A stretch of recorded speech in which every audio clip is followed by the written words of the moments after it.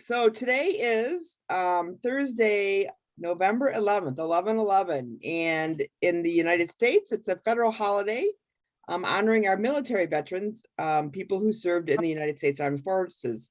Veterans Day originated as Armistice Day on November 11th, 1919, the first anniversary of World War I. Congress amended a bill on June 1st of 1954, replacing armistice with veterans, and it ever since then has been known as Veterans Day ever since. And I know that there are a lot of our clubs, a lot of communities are very active with Veterans Day. I actually attended a Veterans Day event today at lunch, and actually will be participating in an event tomorrow on campus with our students in our we actually have a student veteran center right on campus, so we're working on that. So one of the things that we've had some questions about over the last few years as we've been looking at engaging a different variety of individuals was, and the title for tonight's program is actually honoring and engaging our veterans. And we have two members of a committee I see are with us right now, Dick Olmsted and Jay Hubbard. Did I miss anybody else? I'm sure there are other, I know we have others that are coming in, so we will start with them. But first, we want to thank all of you that are on the call tonight who are veterans. Whether you in your service, thank you for your service to the country. We all know the value of that. And I'm going to turn it over to Jay and to Dick and let them go ahead and take us through today's program. They can update you on a committee that was forming and some of the ideas that they have and what their suggestions are. And then I'm sure there are others on here that are veterans. If you we get to the point, we can share that information as well. So Jay and Dick, I'll turn it over to you. Thank you, Sue, appreciate that. One of the things we set out to do, and this was primarily at the beginning of the previous Kiwanis year, we had a committee of about, but there were 6 of us, I believe, and all prior military retirees or whatever the case. We were trying to figure out different ways that we could come up with, in terms of ideas of what we could do to increased membership from the military community, be it active duty military members, retirees, disabled American veterans, how we could basically bolster our membership in Kiwanis through that format. We looked all over the place, and at the time when we first started our committee, and this was the very beginning of Arts year, is we had the Army partnership, if you all remember that. The Army would actually pay for one member from a recruiting station to join new clubs. And so it was a fairly easy sell when a new club was being built in a community to actually, be able to count on, that type of a membership from the Army recruiting station. And then, as time went by that year, the Army made the decision to discontinue that partnership. They were going through some kind of a restructuring with their marketing dollars and so forth, and decided to put a kibosh on that program. So that partnership with the Army went away. So then we're like, okay, we don't have that to count on anymore. What do we do? And what are some of the different ways that we can, that we do have an opportunity with? And we started thinking, in just about almost nearly every community across the country that you could picture, that a group of Kiwanians would actually get together to try to, build a new club, or a site that they may choose to build a new club opening site, probably has some kind of a recruiting station either in their city or nearby. But we all know military recruiters aren't going to be too awful far if it comes to recruitment. So that they're going to be at least mathematically a possibility to be nearby, to where you might want to build a club or do a club boost if you wanted to increase membership with an existing club that did not have military. So we started looking into that, and we looked at different ways that we could actually reach military bases and so forth across the country, how we could advise members that were, in the military to basically pass on that influence through contacting, the personnel off or the public affairs officer on the bases that were nearby areas that Kiwanis clubs were going to be built. It was through that method. But so basically, we started just looking at any and all ways that we could, better serve, high schoolers on military bases. Though even abroad, we have key clubs in Japan, I know, and in different areas throughout the country. So we just started looking at any and all options that might be possibilities that we could draw on. Dick, your thoughts? Great, thanks, Jay. One of the things that we were looking at as this committee was looking at the time, because of the Army partnership, was how can we expand that to all the services? What do we need to do to get the Air Force and the Navy and the other, the Coast Guard, Marines all involved with in the same way? And as Jay just mentioned, since that partnership went away, then it was, okay, we don't have to worry about stepping on any toes. Now what do we do? And we actually put together a bunch of stuff for the website. I know it's kind of hung up in the communications department right now, but hopefully one of these days it'll get published, of how do you, if you want to get involved with your military units in the area, how do you do that? What do you do? And, I guess the first thing I'm going to tell you tonight is go ask. If you have a recruiting station, go in and talk to them. There may not be the deal anymore with the partnership, but some of these men and women would really jump at the opportunity to help you do something. And I'll give you a couple examples. A few years ago, we were doing a duck race. We, being the CNH Foundation, was doing a duck race down in the Riverside area. Well, I needed help. And we actually ended up getting the Army recruiter station. They all came out and helped us build our pools and do our duck race. And if without the Army helping us, we would have never got it done. So they're always looking for ways to do community service and to get their name out into the community. The Army partnership was really there because it gave them, they were really paying, the money they were paying was giving them access to our key clubbers at their district conventions. Not necessarily to recruit them, because they had a lot of tools, online tools, that would help them prepare for college. But anyone knows that when you start a discussion with somebody and you say, hey, I'm an Army recruiter, it could lead to, well, we have all these opportunities in the military to get you a degree and to get you an occupation that will last a lifetime.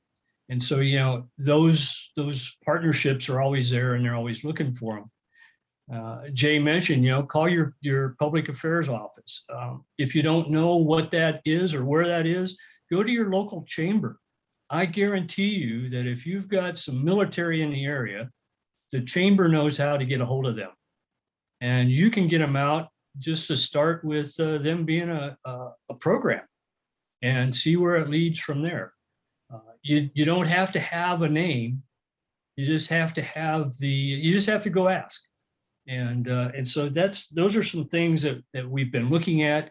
The committee's kind of on hold right now, waiting to see what actually gets published and where we're going forward with this. But I know it's one of Jay's wishes and visions that we start engaging our military all around the world and get them into our clubs. And maybe we even have a retired Army club, or boy, that would be terrible, wouldn't it, Don? So it was kind of interesting listening to our Michigan and Michigan State friends on this call earlier. From a military point of view, we got each other's backs forever. But what? Go Navy, beat Army. When it comes to that day, that's exactly where I'm at. But It's really great to see all of you on the call tonight. It's great to for those of you that are veterans to call you a brother and sister in arms, as well as a brother or sister in the service through Kiwanis. It really is the best of all worlds. And so, yeah, I guess that's all I got, Jay. Hopefully we thought we were going to have some other people on here. Right. Let me, one other thing that my club's doing right now to help the military, if you will, a veteran. We do a 5K run walk. We've done it 6 years in a row now. The entire reason we started it was to create an endowment at our community college so that we could give a veteran that's trying to repurpose his or her life a scholarship. And over 6 years, we now have over $25,000 in the endowment just from our 5K. And we did a virtual one last year that was the best ever. We actually cleared $6,700 on a virtual 5K. So, there are ways to help veterans as well. And the criteria for our scholarship is they have to be a veteran and have to be enrolled in a community college, and we want to help them. So there's always those types of things that would give you maybe some ideas to go engage the military in your areas. Go ahead, Jay. I can tell you from my own personal perspective, in the Navy I was in the Navy on active duty for 22 years. The first 18 years of my 22, I was a healthcare administrator and healthcare manager. That's all I had done, nothing except for that. Several collateral responsibilities, but healthcare management primarily. The last 4 years of my time, I was trying to figure out how to transition into the Indianapolis area because we owned a house here, all of our family was here, and I ended up eventually getting a job as a quote unquote Navy recruiter. So I know what it's like to live the life of not only active duty military, but as a recruiter. So my whole point comes to the fact that, if you're approaching a recruiter and you're trying to, size them up to be possibly a good member of your club, there are benefits to them as well. And they're kind of obvious, I know, but I would always, when I was talking with them, and it doesn't matter what branch of military they're in, I mean, they all have very similar goals, very similar training in terms of recruitment and all those types of things. But the bottom line is we're all wired the same way. We're trying to do a very, very extraordinarily difficult job. I was fortunate enough that I recruited doctors and dentists, folks more at the PhD or doctoral level or professional level. But those folks that are doing recruiting jobs, they're doing a very, very difficult, very tough job. Few of them do it without a lot of stress. So bottom line is, when I approach them, and I say this for your edification, when you're approaching a recruiter, we always, in the Navy and recruiting and all the recruiting training is pretty much the same in terms of how they train their folks. You'll hear a term called WIFM, WIFM. What's in it for me? So if I do this for you, what's in it for me, or what do I get back in return? So when you're talking to the recruiters or military members, if you think about WIFM, I always tell folks, first and foremost, this is all about Kiwanis and the purposes that we serve. Children, our service leadership programs, the whole nine. This is all about kids. Now, other things that can come along with this, if you're a Kiwanian, obviously, and you're a recruiter, now you have access to all kinds of other fringe benefits. But first and foremost, this is for the kids. You would never want to have a recruiter doing this to make, their job easier. And that would be their one and only motive. You would want to make sure that you're kind of vetting them a little bit. But, the bottom line is they have access to the kids. on the ground, school grounds in the summertime during sessions. Those are normally off to people. Those are off limits to folks other than a military recruiter. Military recruiters even can't get in to see them during those time frames. And that's when their job is probably the most difficult. But the bottom line is there's a lot of fringe benefits to a recruiter that's involved, in Kiwanis, because they're out, oftentimes when you see a service project going on, you may have a banner, some of the members and where they work and their involvement in that particular project or whatever. It's nice to see, John Smith or Jane Smith, doing this project or that project from the United States, Navy, Marine Corps, Air Force, whatever the case may be. So it kind of shows their community that they're being involved in something advantageous to that community. It also shows that they're the type of people to give back.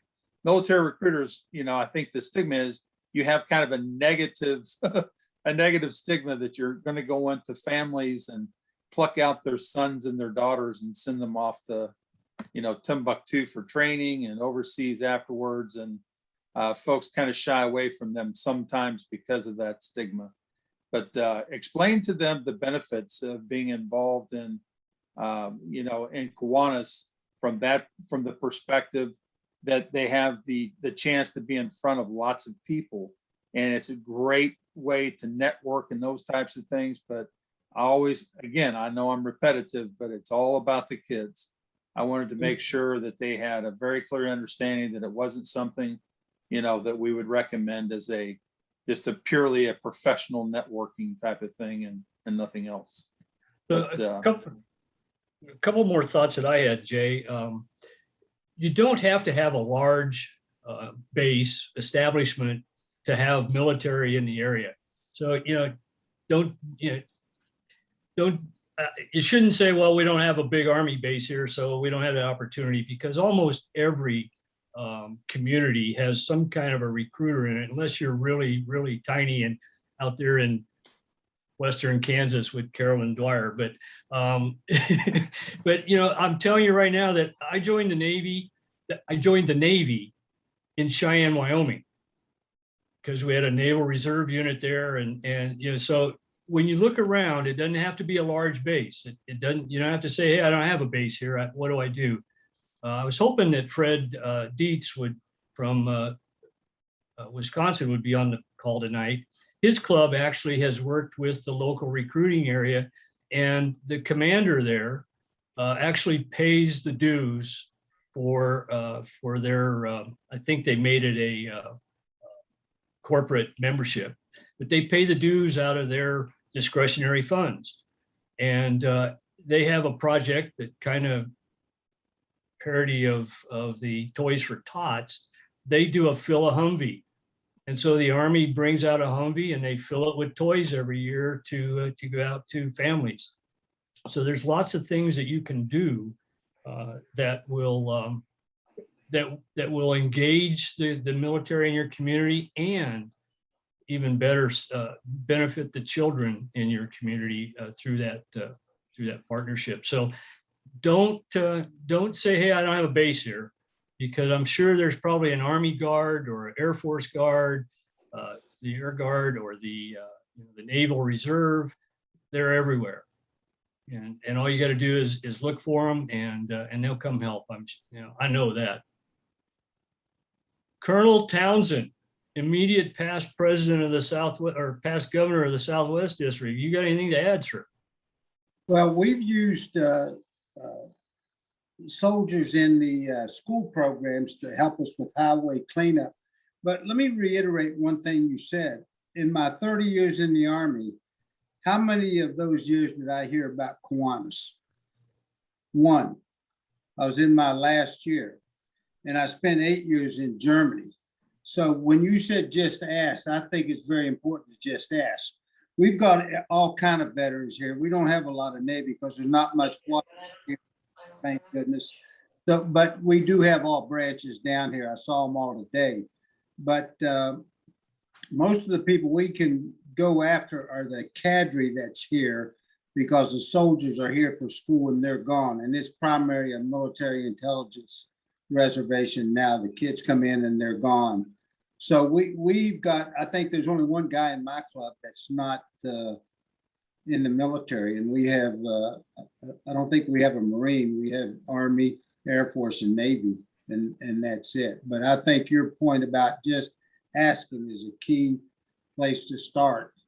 And I appreciate Jay being a recruiter. I know how they do. Now, I've talked to the Army recruiter several years ago. Now, I will admit I haven't talked to him recently because when I was at the mall, all those offices were closed. So based on this conversation, I'll go back and see if they're back in the office now because they were out for quite a while because of COVID. That's all I got, sir. Now, those military recruiters are also, they're very accustomed to driving. You know, they drive, most of them drive quite a bit to get their job done. So if they're reasonably close to the area where you're wanting to build a club or where your existing club is located, your city or whatever, you know, if it's any kind of a reasonable commute, you know, give them a call, see if you can't strike up a meeting with them. And like Dick and Don have already mentioned, make the ask, you know. Explain. I mean, I think Kiwanis kind of sells itself when we talk to people. It's fairly easy, you know, who doesn't love kids and what kinds of things we can do to help them. It's just making that ask, you know. So what, does anybody have any questions for us? I'll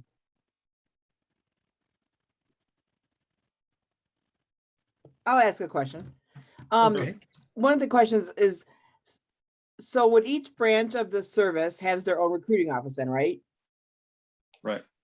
Well, they're their own recruiters. Here in our area, they're all in the same physical office. They just have little cubicles. Okay, But yeah, every service has their own recruiters. Yeah, some cities, you know, it seems like some of the larger cities, they'll have like a armed forces recruiting center.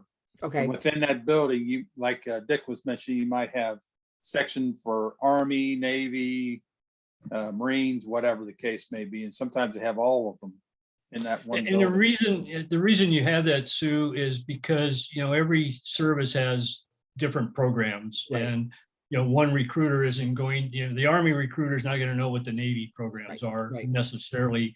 You know, they may know generally, but not the details that somebody might want. yeah, that's what I was wondering. I mean, I guess I've seen, like I've typically just seen the Army recruiting center, right? Well, you're going to see, by and large, you're going to see a lot more Army presence than the other services because the sheer fact they're just so large in comparison with the number of members in the other branches.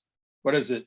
I don't know what the current numbers are, but they were about 450 or 500,000 the last I heard, and that might have gone up, may have come down. I don't know, but Marine Corps was about 140,000, Navy 200 and some, Air Force fairly small as well. So the Army, I think, outnumbered the other branches considerably. Right. So Well, therefore, you're going to have more recruiting. I think that's stations. the one I'm used to seeing. And I mentioned earlier, I'm actually setting a meeting with here at the university. There actually is a student veteran center now that just opened up, officially opened probably the last couple of years maybe.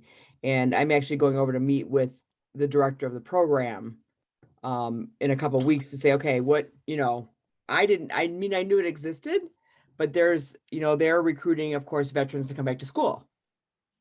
So how is there a way that, you know, we may engage with them as a club, you know, either as Kiwanis or even as Circle K, depending on, you know, their ages and stuff like that. So I will let people know, you know, after I have that meeting, you know, what kind of responses I've got, because I'm guessing that there are those type of centers at other schools. I don't know, but you know, I'm gonna go. I think most schools have those, Sue. Okay. Yeah. Because So I know I we see have. two hands up. I don't know who was first. So Linda was Greg or first. Linda. Hey, thanks. So one of the things that I wonder about, and I like the idea of finding ways, of course, for our clubs to work with the opportunity or find the opportunity to work with the military in their areas. But I look at the current workforce crisis that almost every industry is experiencing right now. Is the armed forces in general experiencing the same challenge with being able to recruit enough individuals to fill the need? I think, I can answer that safely from talking to a lot of recruiters doing what I do as a club opening specialist. Yes, it's gotten even more difficult because I know I'm Captain Obvious. I'm stating obvious facts. When you go into the military, you have to do a head to toe physical exam. You have to be physically qualified. You have to also be qualified legally, so your police record checked, all those kinds of things have to be clean. So nowadays you have so many things that can be potentially disqualifying. So you could have someone as motivated as can be to come into the military, but they can't because of, one of these factors. They don't pass the physical exam, or they have an arrest record with an offense that's not accepted by the services or whatever the case. So it's gotten to be very difficult. It's always been a difficult job. No two ways about it, because they've sweetened the pot for those going in some ways, but there's only so much you can do. It's unless you've done it, you don't understand what the commitment is. When and I know probably how many people on this call right now, how many people have spent every holiday in a year away from their loved ones. In fact, numerous times, Thanksgiving, Christmas, 4th of July, Memorial Day, Veterans Day, Labor Day, you're gone from home. It just really, it's a difficult lifestyle. So I think yes is the answer to that question. So, yeah, and Linda, let me just add to that, I see it personally with my son. He is in the Army Guard in Vermont. Now, most of us think of reserve and guard as being, weekend soldiers and sailors, but he's been deployed overseas since February. And so, to me, that says when you got to bring your guard units in to fill in overseas billets is because you don't have the people. And so I think we see that. So hopefully that answers your question. I know yes, it does. And thank you. And I should have said first, thank you for your service. I have a number of family members who have not only done short military, but many who are career military. And there is a lot of giving and life. They give their life to the service. And even those who are in the Guard or other, as they call them, weekend warriors, they, throughout the pandemic, and I work in healthcare, they were a major part of us filling the need. And if the military isn't able to fill those positions, then other situations can't get the help they need as well. So appreciate all of you and all of those who are on the call tonight that are veterans. And I think one of the things to that point too, Linda, is the spouses and the families. They're the ones that really have, especially the spouses, have the toughest job. In fact, if I were to put myself and my wife, side by side, I would say that she had it much more difficult than I did with me being gone. Of course, it's tough when you're, like I said before, when you're away from home during the holidays, the holidays, oh, you want your family and, family and food and get-togethers and celebrations and whatnot. But I'm telling you, the military husbands and wives and partners, they're the ones that really go through a lot of heartache, worry, loneliness, sometimes depression, all those kinds of things. So but, you know, it'd also just be really nice if if there was something that we could do. You know, I know that they have military components, you know, around military bases and communities to actually be supportive to the families of those active duty military members that are abroad. But boy, I tell you what, it would sure be nice if Kiwanis could actually reach out to them as well and invite them to become, you know, a member of the club and have that, you know, Kiwanis family to help, you know, keep them you know, keep their spirits up, keep them involved and that type of thing, because it's really, it can be very difficult, you know? Right. Okay, One- Greg, you have a How's- question. Nothing ever breaks down till you leave. Oh, yeah. Amen. Greg, Yeah, Linda talked about the beginning of service and is there shortage? And so I want to talk about like when somebody comes out of service, you hear about that they sometimes have problems finding a job. I didn't know if the current shortage of looking for people, is that still the case where there's a lot of ex-service people that are out of work and are looking for a job? And then if that's the case, can Kiwanis be a vehicle to help match people up with jobs? Could we perform a service that way? sure, absolutely. With our Yeah. connections, and if so, how can we maybe get that organized and do something on a bigger scale perhaps with this issue? Great points. Great points.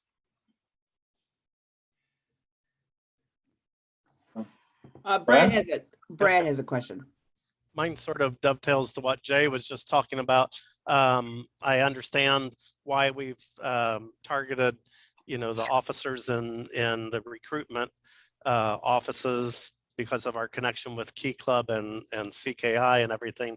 But have we ever tried to open a club on a military base that's nearby an existing Kiwanis club? Because I'm thinking that, you could make the spouses, if they joined, we could make their service spouses honorary members for $8, or, there's all sorts of creative things that we could do to appeal to folks while they are serving rather than waiting until they're working at a recruitment office.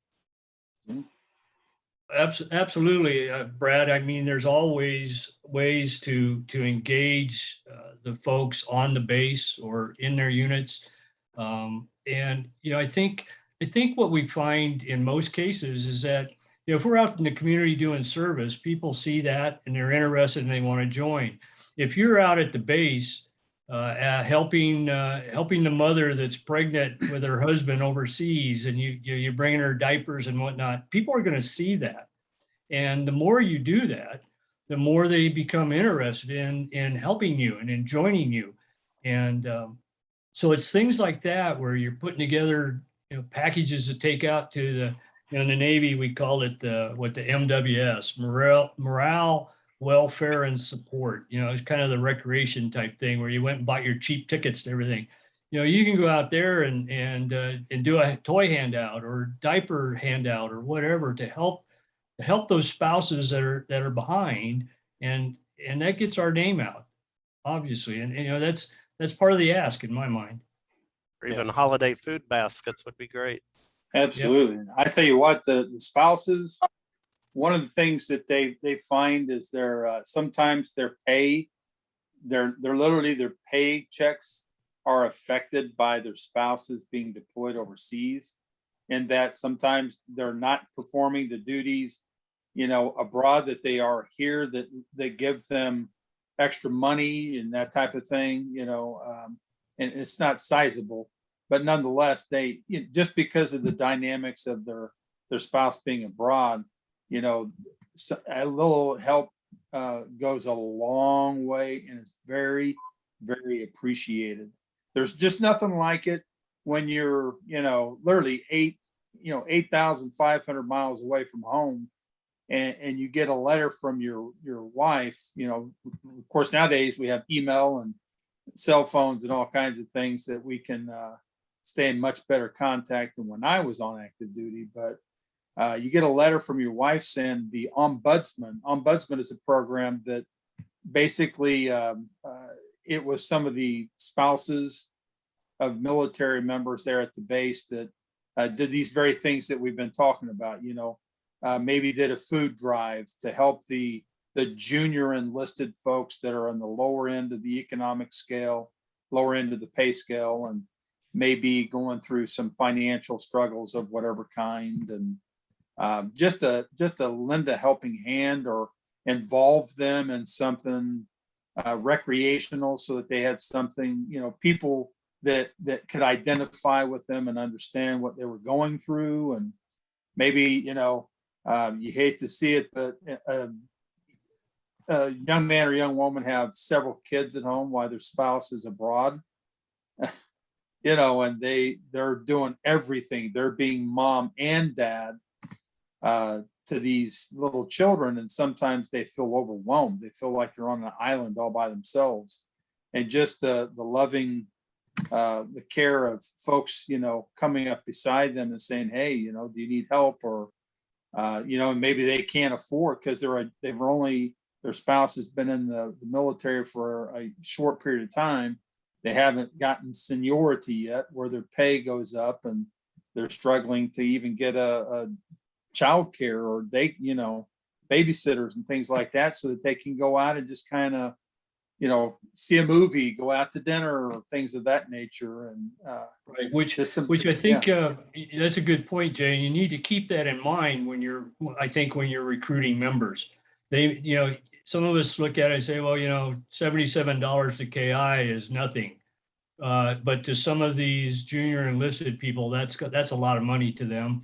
And so flexibility in what you do, maybe you make them an honorary member, or maybe you do something locally to help them offset their dues so that you get them involved. And sooner or later, they'll be able to pay that forward and or pay it back or however. But just keep that in mind when you're recruiting, especially junior members of the armed forces. And it said 2 girls married, it didn't say to everyone. So. Greg, question? Greg had another question. Yeah, this may be a really, really, really broad brush, but the fact that people are in the military, are there certain ways to approach them or talk to them about opportunities with Kiwanis? In other words, because they were in the military, is there certain types of things that might appeal to them more than others? For instance, would they be interested, put me to work right away doing something, or planning something, or an opportunity to lead a project? Is it just like anybody else? Each person's their own, and has their own mindset on on what they want to do. Yes, and yes. Yeah. Right. In my opinion, Greg, the people that you're going to be talking to are me and you. They may have different clothing on because they're wearing a uniform, but when 4:30 or 5 o'clock in the afternoon hits, they're going to be doing the same types of things that we do.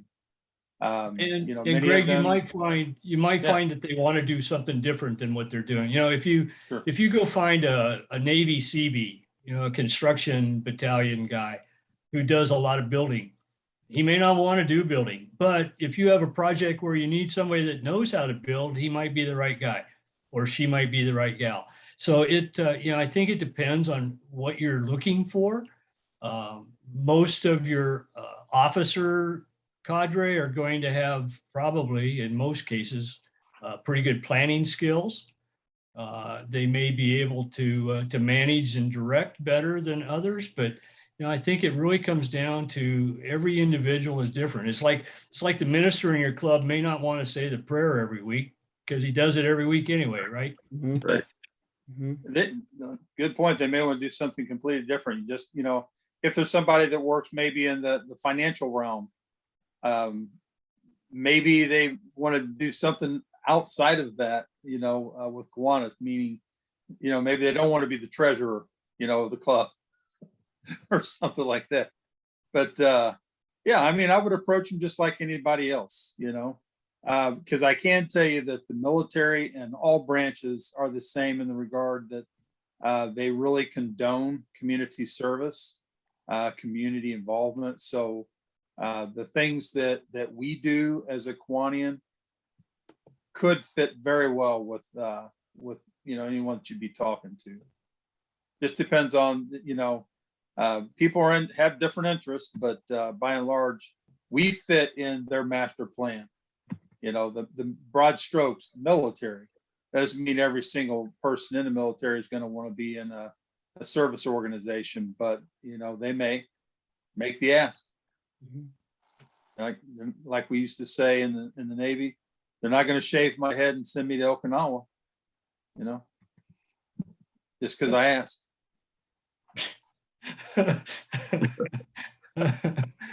No, it could be Guam. Could be Guam. They used to call that Dodge. You know that? Guam used to call it Dodge because when you're at the end of your tour, you're going stir crazy being there and you want to get the hell out of Dodge. Yep. I loved Guam. Did you? Okay. I said that after I said that, I thought about that, Tony. I said, oh that's pretty close to Tony. I think we're getting off Other track. thoughts or questions from from any of our participants tonight? Anybody that's a veteran that has ideas or suggestions or?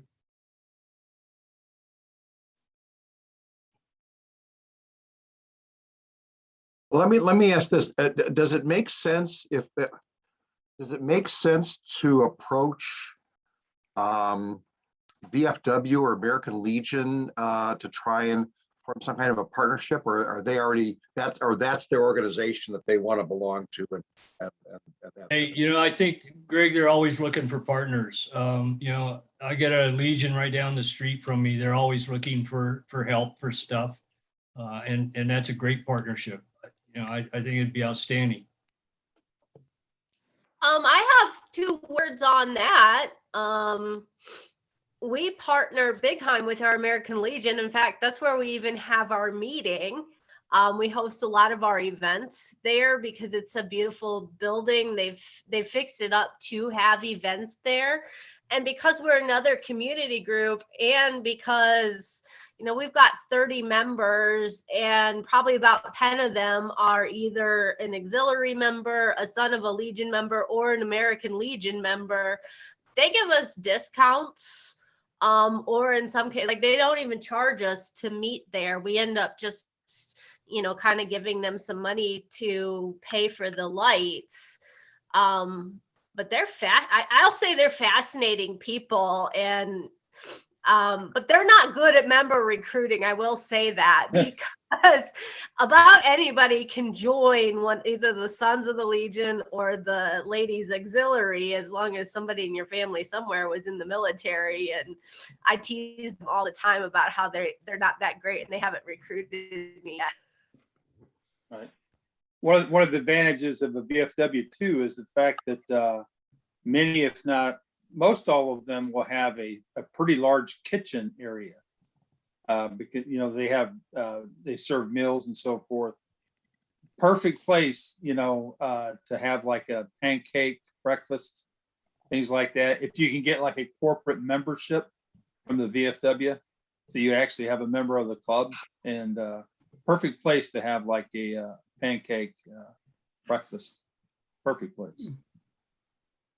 You're already set up with tables, chairs and so forth, but and they're usually pretty clean.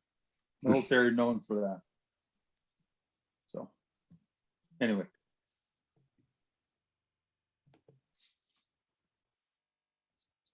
I don't see any other questions, President Sue. I see a finger, Daryl. Oh, Yeah, I put a thing in the chat. My club, one of my clubs, this Saturday, we're doing our 2nd annual food drive for the local Veterans Resource Center. We found that to be really needed and wanted and appreciated by them. We don't have in that particular community a lot of military, although we do have a small National Guard unit there. The area is definitely not known for its military at all. The area where I live doesn't have a recruiter. That area doesn't have a recruiter. The recruiters are in some of the local areas, Athens and Commerce, and but not where we are. So we don't have direct access to military, but your veterans resource centers, your VAs, your different things for veterans may be in those same areas where you don't see military. Correct. Yeah, and that's a great, the food drive I commented on, that's really a perfect way to get involved or to assist the veterans. It's a huge benefit to them.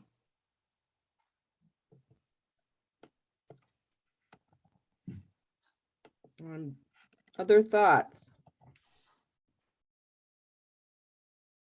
Other questions? Jay or Dick, do we have any indication of the number of members of Kiwanis that are one veterans, two? I don't remember whether we track that information. Isn't that terrible? It is something that they used to, but they don't any longer. Okay, that's what I thought. Yeah, it used to, you could at least track some of the information for every Army member. Their membership was coded differently in our computer system that they use for the club opening tool. Right. It was categorized differently. And since we don't have that membership, our partnership, I should say, any longer. Right. That's not being done. And haven't had it for about a year and a half now. Okay. Well, I didn't even know we had it at all before, but it'd be a good idea, even if we went back and got 2-year-old data, it'd probably be something to think about. I'm thinking in my club of 43 members, there's 3 of us that are veterans. That's a pretty small percentage. Right. I think there's 6 in my club of 40 that are veterans. Yes. Well, if we have no other questions, I'm looking to see. Barb.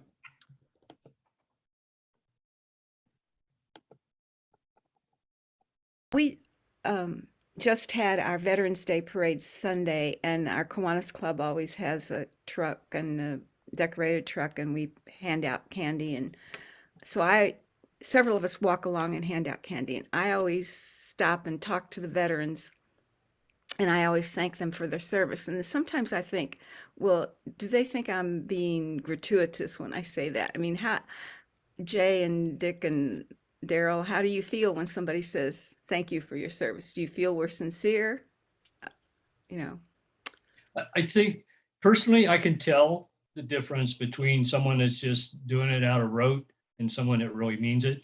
And certainly, I treat them both the same. Outwardly, inwardly, I know the difference. Really? And I do appreciate it a lot, very much so. But sometimes it's just like, you think, okay, they're just saying it to be saying it because they want somebody else to hear them say it. And you can tell that.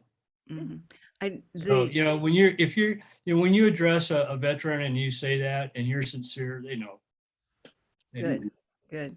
Because usually I get way behind in the parade because we usually have a conversation, actually. It's more than just my saying thank you. They talk about where they were, and it's very a couple years ago, our high schools here had a program where with their history classes, they would bring 5 or 6 veterans at a time, and they had an assembly where we would be up in front of the students, and we do 2 or 3 of them at a high school, and talk to them about our experiences, and let them ask us questions about what went on. There was always a moderator so that the question wasn't inappropriate. Because there's always going to be somebody that wants to know, hey, how many did you shoot? Well, that's not appropriate, and sometimes that might set somebody off anyway.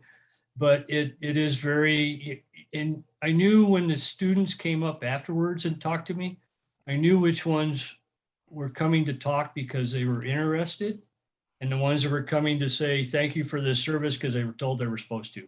Yeah, You yeah. can tell And the I, difference. yeah, I'm glad you can tell. Because I always Yeah.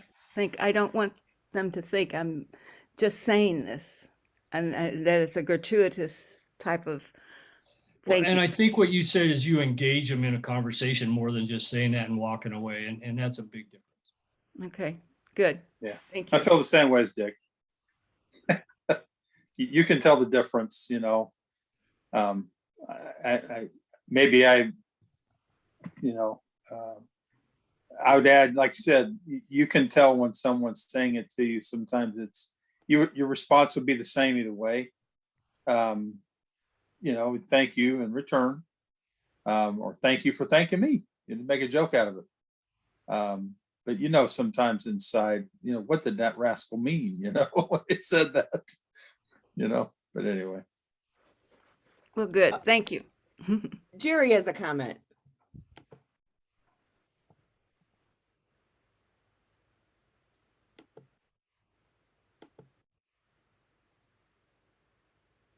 Jerry, you want to unmute yourself? Oh, she's getting there.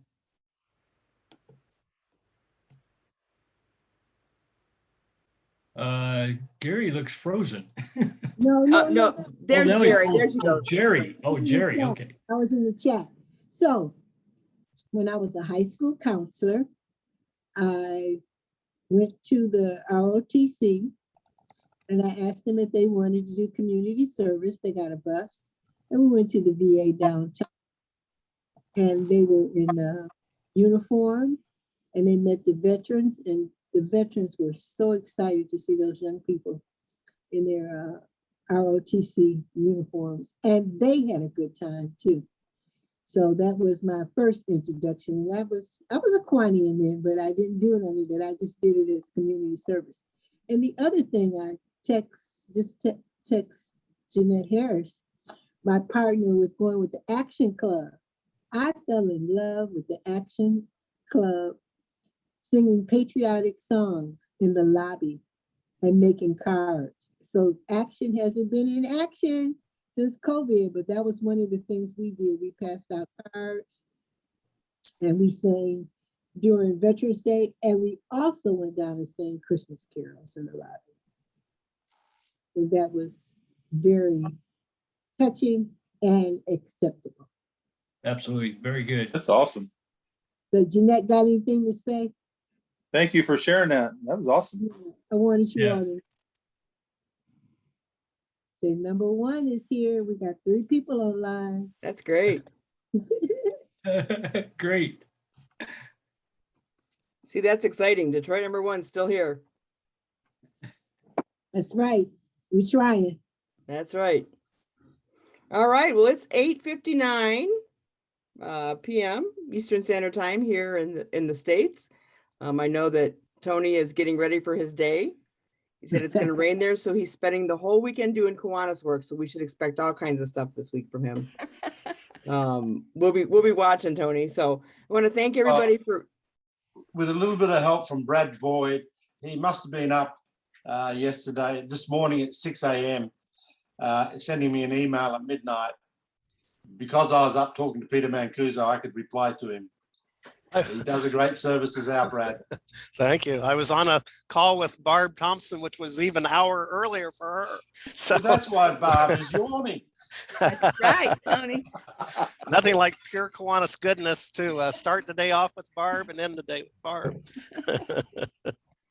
All right. Well, thank you. And I want to thank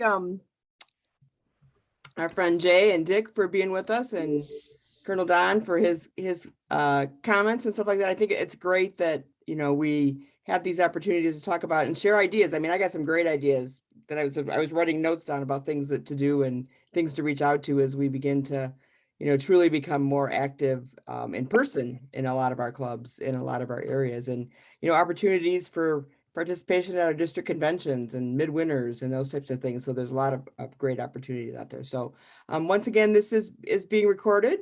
I will make sure that we get it up to this evening. I'll download it as soon as we can get it out and put it back up on our webpage. And thank everybody again for being with us. We have one more program this year, which is next week. We are going to actually take a look at the year in review and talk about how do we move forward next year? What do we do? What are our thoughts and things that we'd like to do, and how do we make that happen? And things that we can, what can we continue to support for our fellow Kiwanians, and how do we involve more people and, make this bigger and better every year? But I want to thank everyone for being with us tonight. I want to thank those of you who are veterans for your service. I will tell you that it was very touching today that the service I was at earlier today. Actually, this is an idea for you. The Texas Roadhouse here in town has a drive-through. They call it a parade, and they had the local police and the firefighters and a number of different venues like service areas for whether it was physical therapy or, social work or whatever. And they actually had this big drive-through, and everybody that was like a vendor, I guess is the best way to put it, would give every car that came through something, right? So whether it was a bag, whether it was the library actually had a bag of books for every member, every person that came through the drive-through. And I thought, well, that's a great idea, right? They gave out books. Great idea. And then the Texas Roadhouse actually gave every veteran a free meal. And it was a coupon for a free meal. They did a ceremony at the beginning, and then I was there with our mascot Sparty, and it was amazing, and there were several of the bikers clubs were there that were veterans, and they had their bikes set out, and they had a couple tribute areas to veterans, who had passed. But and this is the second year they did it, and they expect it to be bigger and better next year. And they were talking, they were giving away 1,500 meals. But, I was talking to Dana, who's the local star marketer there, and she said it's one of the biggest things they love to do. And once they get through it and we get through some things, we're going to sit down and talk about what the template is, because it might be something that we can share with other clubs. So they don't serve any meal. You can't get the meal then, right? But you get a coupon to come back for dinner. So what a great way to pay some respect and honor to those individuals. So with that, we will call it an evening. We will see you next week. Have a great weekend. And for those of you who are starting to snow, stay warm. Thank Stay you. safe. Bye. Thank you, everybody. everyone. Be safe. Good to see you all again. Bye and stay safe.